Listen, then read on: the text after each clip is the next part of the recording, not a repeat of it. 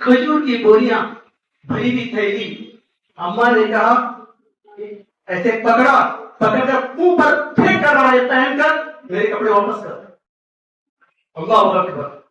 جب کیا عالم ہوتا ہو اندازہ لگائیں. کس کی خاطر؟ دنیا، معلومات، کسی اور راضی کرنے کے لیے. ہمیں تھوڑی سی بات کہتے تو نہ کر جاتی ہے. یہاں دیکھو پورا خاندان کٹوا رہا ہے، خاندان کو چھوڑ رہا ہے. امی کی بات سنی، کنارے پہ گئے، مہنگا لباس اتارا، ٹھاٹ پہن لیا، پہن کر الوداع کہہ کر نکلے ہیں. جب نکلے ہیں گلی سے، اللہ کے رسول صلی اللہ علیہ وسلم دیکھ کر اس صحابی کو دیکھ کر رونے لگے. یہ دیکھو یہ نوجوان ماں باپ کا لاڈلا، اتنے خوبصورت بال، اتنے خوبصورت چہرہ، اتنا مہنگا عطر لگانے والا، اتنا مہنگا لباس پہننے والا، حضرت موت کے 200 دینار 200 اشرفیوں کا جبہ کرتا پہننے والا، حتیٰ کہ جوتی بھی 200 درہم کی ہوا کرتی تھی، 200 اشرفیوں کی ہوا کرتی تھی. کہنے لگے ساری دنیا کو ٹھوکر مار کر ایک اللہ کی راضی کرنے کے لیے ٹھاٹ کا کپڑا پہن کر جا رہا ہے. اللہ کے رسول صلی اللہ علیہ وسلم کے آنکھوں سے آنسو جاری ہو گئے. اندازہ لگاؤ اس صحابی کو دیکھ کر اللہ کے رسول صلی اللہ علیہ وسلم کے دل میں کیا کیفیت ہوئی ہوگی. آنکھوں سے آنسو جاری ہو. اور نوجوان کہہ سکتا تھا اے اللہ کے رسول صلی اللہ علیہ وسلم، میری اماں اس طرح سے کہہ رہی ہے، میں دولت مند ہوں، میں عمر کا بیٹا ہوں، خاندان کا بڑا ہوں، رئیس ہوں، میرے باغیچے ہیں، میرے محلات ہیں، میں تمہارے کلمے کی خاطر وہ چھوڑ نہیں سکتا. کہہ سکتا تھا. اس نوجوان کے اندر، اس کے دل کے اندر اللہ سبحانہ و تعالیٰ نے وہ فطری چیز ڈال دی جو میں نے حدیث آپ کے سامنے پڑھ کر سنائی. ما من مولود یولد علی الفطرہ فابواہ یہودانی او ینصرانی او یمجسانی کما تنتج البہیمۃ بہیمۃ جمع حق کہتون فی جزا. وہ آدمی ہے فطرت پر آیا، کتاب غالب ہو گئی. اللہ کے رسول صلی اللہ علیہ وسلم کے ایک بات کہنے سے لبیک کہہ کر ساری دنیا کو اپنے جوتے سے ٹھوکر مار کر اللہ کے کلمے کو دل سے لگایا اور ٹھاٹ کا کپڑا پہن لیا. اب پہلا تو پہلا اس پہ بس نہیں ہوئی، اتنے پہ بس نہیں ہوئی. اللہ کے رسول صلی اللہ علیہ وسلم کے درسگاہ میں بیٹھ کر قرآن سیکھتے تھے، فرمان نبوی سیکھتے تھے، اخلاق حسنہ سیکھتے تھے. اللہ کے رسول صلی اللہ علیہ وسلم نے چنا کسے چنا؟ اس نوجوان کو چنا، مصعب بن عمر رضی اللہ عنہ کو. اے مصعب، میں ہجرت کرنے سے پہلے مدینے میں جا کر تو میرا پیغام پہنچانا، دعوت اللہ کرنا، توحید کی دعوت دینا، قرآن کی دعوت دینا اور میری سنت کی دعوت دینا. ٹھاٹ کپڑا پہن کر مصعب بن عمر رضی اللہ عنہ مکے سے نکل کر مدینہ پہنچے. جب مدینہ پہنچے، عبد الحشر قبیلے میں پہنچے، سعد بن معاذ کے پاس پہنچے.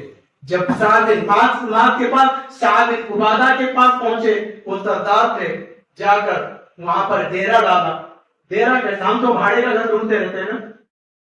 اچھا سا گھر چاہیے، 2 بیچ کا، سنگل بیچ کا، بڑے بیچ کا، نل بھی چاہیے، پانی چاہیے، سب چاہیے. یہ مسافر، یہ سفیر، اللہ کے رسول صلی اللہ علیہ وسلم کا داعی جب مدینہ منورہ پہنچا، کھجور کے جھڑ میں جا کر ایک خیمہ لگایا. لوگ آئے. کہاں سے آئے ہو؟ کہنے لگے مدینے سے آیا. کس لیے آئے ہو؟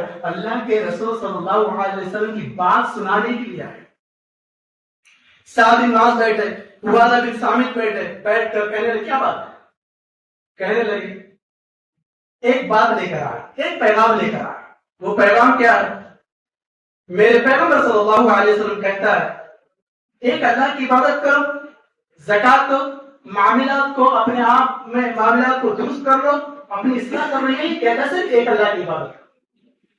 مصعب بن عمر رضی اللہ عنہ کی باتوں کو سن کر کچھ لوگوں کا دل پگھلا، ایمان بھی لیا. سعد بن معاذ رضی اللہ عنہ ایمان نہیں لائے تھے. لوگوں کو بہکاتے ہوئے دیکھ کر، لوگوں کا تبدیل ہوتے ہوئے دیکھ کر تلوار لے کر آئے. عبادہ بن صامت ایمان لا چکے تھے، سعد بن معاذ نہیں لائے تھے. عبادہ بن صامت کہنے لگے یہ جو آ رہے ہیں میرا خالہ کا بیٹا ہے، بڑا سخت مزاج ہے، اگر یہ تم سے گفتگو کرے تو یہاں سے اٹھ کر چلے جانا. کہنے لگے میں کیوں گفتگو کروں؟ میں وہی گفتگو کروں گا جو اللہ کے رسول نے مجھے بتایا. وہ آئے تلوار لے کر، وہ تلوار لے کر بیٹھے بازو میں، کہنے لگے اے مکے کے نوجوان، ہمارے یہاں آ کر ہمارے نوجوانوں کو، ہمارے قبیلے والوں کو تم ورگا لا رہے ہو اور تمہیں بہکا رہے ہو، اب تمہاری خیر ہے۔ کہنے لگے آپ بیٹھیے سردار، آپ بیٹھ جائیے، اگر بات اچھی لگے تو مان لیجیے، ورنہ آپ اپنا راستہ دیکھ لیجیے، میں اپنا راستہ دیکھ لوں گا، چلو کہو کیا کہتے ہو۔ نبی جو ہمارے یہاں مکے میں آیا ہے وہ ایک ہی بات کہتا ہے، سارے بتوں کو چھوڑ دو، ایک اللہ کی عبادت کرو، سارے معاملات اپنے درست کر لو، امیروں سے پیسہ لے کر زکات دو، آپس میں پیار محبت ضرور، یہی بات کرتا ہے۔ ساتھ کہنے لگے بات تو بڑی پیاری ہے، اچھی بات ہے۔ کہنے لگے تمہارے اسلام میں داخل ہونے کے کرنا کیا پڑے گا؟ کچھ نہیں، غسل کر لیجیے، کلمہ پڑھ لیجیے، غسل کر لیے، کلمہ پڑھا۔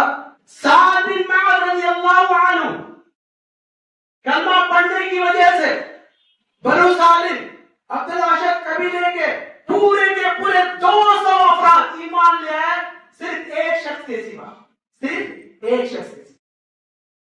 جب اللہ کے رسول صلی اللہ علیہ وسلم ہجرت کر کے آئے، وہ بھی آدمی ایمان لے آیا، مکمل 200 آدمی ایک نوجوان کے دعوت پر لبیک کہہ کر اسلام ہے۔ آپ بتائیں ہمارے نوجوانوں میں وہ جذبہ کہاں گیا؟ ہم قرآن پڑھتے ہیں، سیرت پڑھتے ہیں اور ہم تلاوت بھی کرتے ہیں، نماز بھی پڑھتے ہیں، وہ مصعب بن عمیر جیسا جذبہ کہاں گیا؟ کیوں؟ اس لیے کہ ہم دنیا کے پیچھے پڑے ہوئے، انہوں نے دنیا کو چھوڑ کر اللہ اور اس کے رسول کے پیچھے پڑے ہوئے۔ اور آخری پہ یہاں پر بات ختم نہیں ہوتی، اللہ اکبر۔ اللہ کے رسول صلی اللہ علیہ وسلم ہجرت کر کے مدینہ المنورہ آئے، 3 ہجری میں غزوہ احد ہوا۔ اللہ کے رسول صلی اللہ علیہ وسلم اس نوجوان مصعب بن عمیر رضی اللہ عنہ کے ہاتھ میں اسلام کا جھنڈا تھام دیا، جاؤ احد کے میدان میں گئے، بڑی شان و شوکت کے ساتھ، ضرورت کے ساتھ، بہادری کے ساتھ اللہ کی راہ میں لڑائی کی، یہاں تک کہ کئیوں کو ختم بھی کر دیا۔ جب ان کی باری آئی، ظالموں نے آ کر دیکھا ہاتھ میں جھنڈا تھا، انہوں نے وہ جھنڈے والے ہاتھ کو پہلے شہید کر دیا۔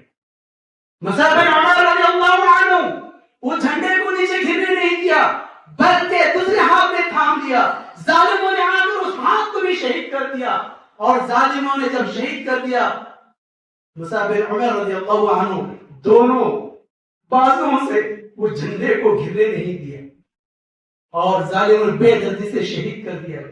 پتا چلا اس کلمے کی اہمیت، اس کلمے کی ضرورت، اس کلمے کی فضیلت، اس کلمے کا جو مقام ایک نوجوان کے دل میں تھا، مرتے وقت بھی اس جھنڈے کو نیچے گرنے نہیں دیا، ظالموں نے شہید کر دیا، متلا کر دیا گیا، کپڑے بھی اتار دیے گئے۔ اللہ کے رسول صلی اللہ علیہ وسلم مصعب بن عمیر رضی اللہ عنہ کے پاس آ کر دیکھتے ہیں، اللہ رحم کرے، اللہ رحم کرے، اللہ رحم کرے، یہ وہ نوجوان ہے جو طاقتور تھا، مالدار تھا، خوبصورت تھا، دنیا کی دولت تھی، ساری چیزوں کو چھوڑ کر یہاں پر شہید ہوا۔ جب شہید ہوا کفنانے کی باری آئی، جسم پر ایک چادر بھی نہیں تھی۔ کون تھا؟ جب شہید ہوئے مصعب بن عمیر رضی اللہ عنہ، لوگوں میں ہنگامہ ہو گیا، اللہ کے رسول شہید ہو گئے۔ کیوں؟ بالکل مشابہت ہے۔ اللہ کے رسول صلی اللہ علیہ وسلم نے فرمایا، بڑی لمبی داستان اس نوجوان کی، آسمان سے اتنے فرشتے آئے، ان کی میت کے وقت، ان کی جنازے کے وقت قدم رکھنے کی جگہ نہیں تھی احد کے میدان۔ یہ کون نوجوان ہے؟ آج ہمارے نوجوانوں کو دیکھ لیجیے، کیا ہے ہمارے پاس، کتنی دولت ہے ہمارے پاس ان کے برابر ایک متر، ایک حصہ بھی نہیں ہمارے پاس۔ ان کے پاس اتنی دولت رہنے کے باوجود بھی انہوں نے دنیا کو ٹھوکر ماری اور دین کو اپنایا۔ قرآن کہتا ہے وَلَوْ كَانُوا آبَاءَهُمْ أَوْ أَبْنَاءَهُمْ أَوْ إِخْوَانَهُمْ أَوْ عَشِيرَتَهُمْ